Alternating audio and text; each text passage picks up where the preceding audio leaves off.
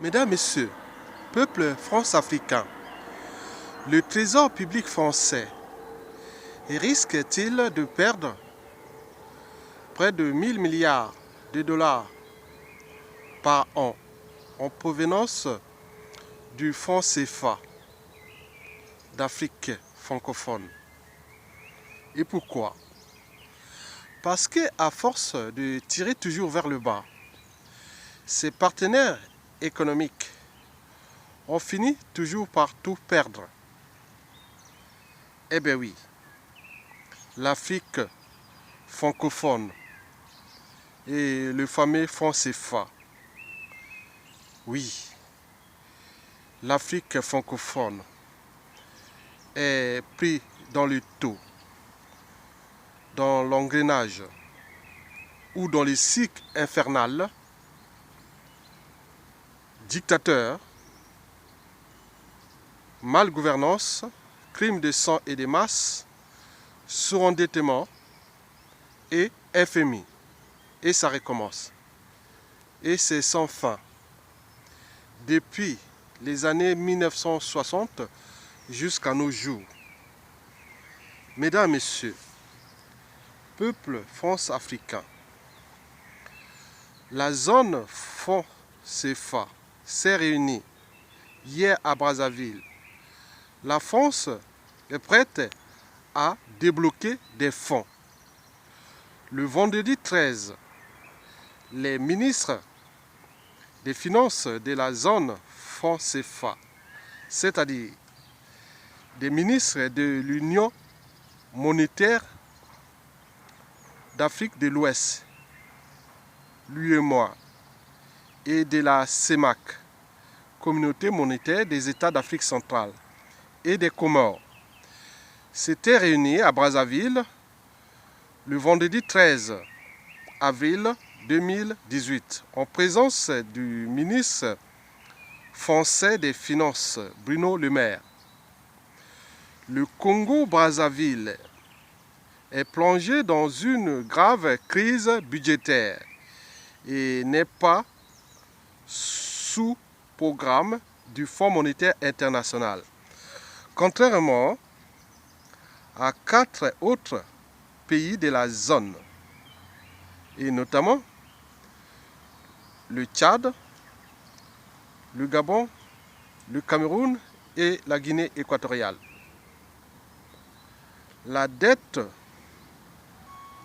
on parlait de la dette, la transformation de la lutte contre la corruption ont été au cœur des discussions entre Paris et Brazzaville. Problème, la dette publique du Congo-Brazzaville est la somme des dettes publiques de la zone CEMAC. Oui, le Congo-Brazzaville est surendetté. Pour un pays seulement de 342 000 km², 3 à 4 millions d'habitants, 4e pays producteur du pétrole, 3e de bois précieux, n'oublions pas les mines solides et compagnie. 90% de la population dans la merde. Un pays surendetté jusqu'à plus de 120% du produit intérieur brut. Oui. D'après des analystes, ils pensaient que l'arrivée du ministre français de l'économie et des finances était que là pour venir soutenir, et coûte que coûte, le dernier joker de la France-Afrique dans la zone CEMAC. Mais ils ne savent pas que celui-ci n'a jamais fait de politique, bien au contraire. Il n'a su que gérer de manière opaque les ressources pétrolières et forestières. Et n'oublions pas les comptes publics du Congo, toujours de manière opaque. C'est un kleptomane, voleur, assassin. Il est d'ailleurs très riche en capital d'essai. Le dictateur Denis Sassou Nguesso, appelé communément le DAB, distributeur automatique de billets de banque des comptes publics congolais, on a achat de conscience et de corruption partout dans le monde pour conserver sa tyrannie et remplir ainsi le cahier de charges qui lui a été attribué, celui de défendre coûte que coûte les intérêts du trésor public français. Mesdames, Messieurs, peuple france-africain,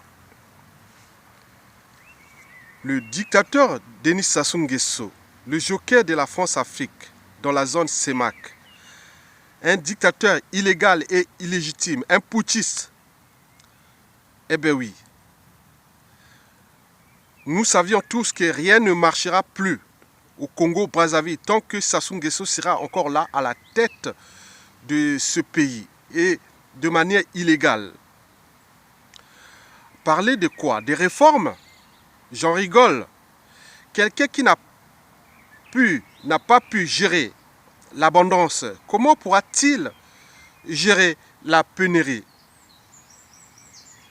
Pour info, le dictateur Denis Sassou Nguesso a transformé ses dettes privées en dettes publiques.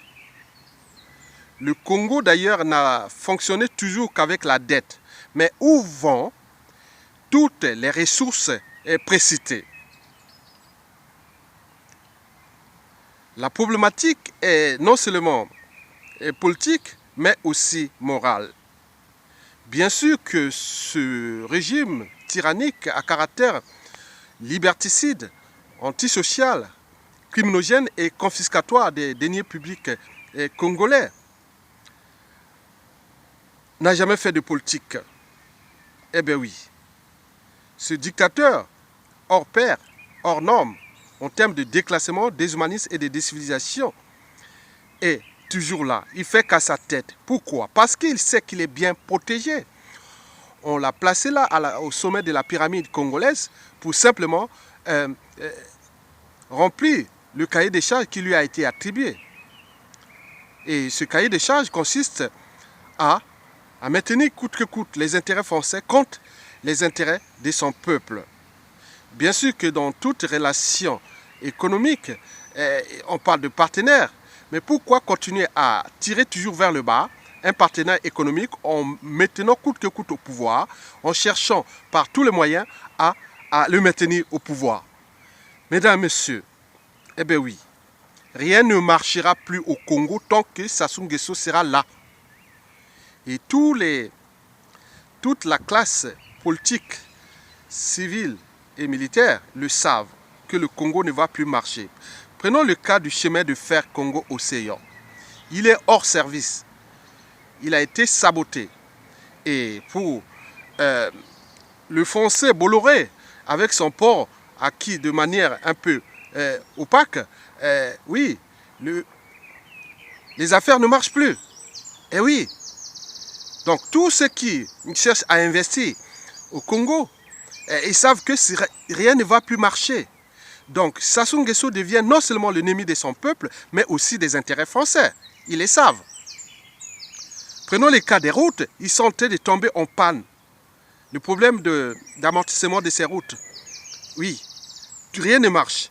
Un peuple aux arrêts.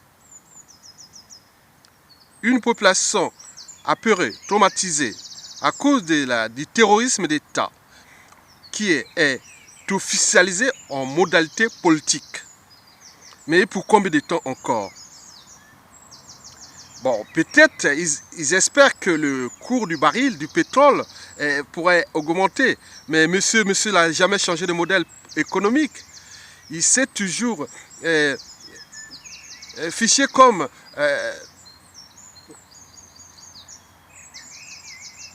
il s'est toujours fiché comme quelqu'un qui est resté au stade, au moment de la chasse et de la cueillette. Il vit que de la rente pétrolière. Et il me semble que sur ce point, le baril de pétrole ne va pas augmenter considérablement. Donc, il n'a pas su diversifier l'économie. Une population démobilisée sur tous les plans. Les salaires des fonctionnaires ne sont plus payés. Et tout cela, donc tout son système est en train de s'effondrer. Donc, chercher à aller faire les réformes, non, ce n'est pas possible. Ou soit aller surendetter encore ce pays. Et cela risque d'entraîner dans un suicide collectif non seulement le Congo-Brazzaville, mais aussi le franc CFA dans cette zone d'Afrique centrale, et qui, il faut le rappeler, livre quand même les 2/3 du magot franc CFA, cher au trésor public français. Mesdames, Messieurs, eh bien oui, tous les indicateurs macroéconomiques du Congo sont au rouge. Alors, pour combien de temps encore la France va-t-elle continuer à faire le con avec contre ses intérêts actuels à court et à moyen terme? Mesdames, Messieurs, peuple france-africain, le problème est posé. La solution, c'est que la France puisse prendre d'abord ses responsabilités en encourageant la volonté du peuple congolais. Parce que ce pays omet ses citoyens responsables, le problème de surendettement ne sera plus posé. Parce que continuer à maintenir ce monsieur consiste à lutter contre non seulement les intérêts de ce pays, mais aussi de la sous-région et aussi du trésor public français.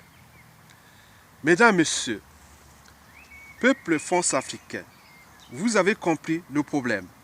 L'Afrique francophone est aujourd'hui déclassée, déshumanisée, décivilisée, surendettée. Et cela commence à alerter, même éveiller la conscience morale européenne et notamment du Benelux, de la Grande-Bretagne, de l'Allemagne. Mais pourquoi la France continue-t-il à entretenir ce monsieur? Bien sûr que les réserves du franc CFA sont mauvaises. Oui, la France cherche à débloquer des fonds. Mais non, si vous prenez 100 € à quelqu'un et vous lui rendez 10 €, est-ce que c'est de l'aide ou de la rétrocession? Eh bien oui, les réserves du franc CFA sont mauvaises et risquent d'entraîner non seulement ces pays dans la ruine, mais aussi les liens économiques entre le franc CFA et l'euro, la conversion monétaire fixe et autres. Mon cher, les solutions quoi? D'évaluer encore la dévaluation comme celle qui s'est passée en 1994. Et ils veulent encore faire ça, ça ne pourra plus marcher parce que la vague de protestation et de la conscience africaine à cette échelle de l'Afrique francophone ne cesse de monter. Donc, cela ne va plus durer. La responsabilité est en partie du côté de la France et aussi de ces soi-disant cadres politiques, civils et militaires de ces pays qui n'arrivent pas à prendre leurs responsabilités pour mettre hors d'état de nuit et ces mauvais-là. Trop mauvais et pour être utile aux intérêts de leur peuple. Trop mauvais pour comprendre les enjeux macroéconomiques. Oui, les problèmes de liberté, de dignité, de l'expression de la volonté populaire, la volonté générale. Trop mauvais pour être utile à la respectabilité même interraciale à cette échelle. Comment cela se fait-il que depuis 60 ans bientôt, ces pays-là ne sont pas capables de s'affranchir du joug colonial? Et bien sûr qu'ils sont là pour entretenir ce néocolonialisme. Nous devons chercher mutuellement des solutions avec la France. Parce que les gros poissons ont toujours mangé les petits poissons. Il me semble que dans la nature, la nature a su toujours capter la juste part. Mais quand les enjeux deviennent problématiques pour les deux parties, il faut prendre les solutions radicales pour avancer. Parce que gouverner, c'est d'abord anticiper. Et si on n'anticipe pas, mais cela risque d'entraîner les deux parties, c'est-à-dire la France et ces pays d'Afrique francophone dans un suicide collectif. Donc la responsabilité collective s'impose au niveau des acteurs politiques, d'abord au niveau des mentalités, habitudes et comportements qui nuisent gravement aux intérêts macroéconomiques et géostratégiques d'ailleurs entre la France et ses ex-colonies qu'on appelle vulgairement le précaré français. Mesdames, Messieurs, donc, si on devait poser le problème ou trouver la solution, oui, les solutions sont tous trouvées. D'abord, libérer cette zone France-Afrique de ces mauvais. Et pour que nous puissions ensemble avancer durablement et pour que les gens prennent leurs responsabilités pour avancer cet écosystème d'Afrique francophone et qui, me semble-t-il, s'il est au maire de la volonté de ces peuples, c'est-à-dire des dirigeants choisis par leur peuple, il semble certain que le problème de ce déclassement sera plus que jamais résolu. Et après, nous pourrons chercher des voies de sortie progressivement du franc CFA. C'est un processus à court et à long terme. Donc, si vous ne vous rendez pas compte des enjeux à venir, étant donné que le monde est désormais interdépendant et que les mentalités changent, et compagnie. Donc, nous pourrons alors repenser ça. Donc, la priorité, c'est d'abord libérer ces pays du joug de la tyrannie, en laissant libre cours au peuple de choisir leurs dirigeants. Et deuxièmement, repenser les problématiques de ce franc CFA et compagnie dans l'espace et le temps. Mesdames, Messieurs, je vous remercie et à bientôt. Et bon vent à la pensée d'Albert Einstein que le monde que nous vivons est un processus de notre pensée. Il ne peut être modifié sans repenser nos modes de pensée. Et les modes de pensée sont d'abord politiques, économiques et puis géostratégiques entre la France et ses ex-colonies, comme la vie à bicyclette. Pour garder l'équilibre, il faut toujours avancer, avancer, avancer. Parce que le monde n'est pas immuable, il est perfectible, c'est-à-dire en mouvement et autres. Nous devons donc accompagner ces changements majeurs en tenant compte de ces enjeux majeurs. Mesdames, Messieurs, je vous remercie et à bientôt.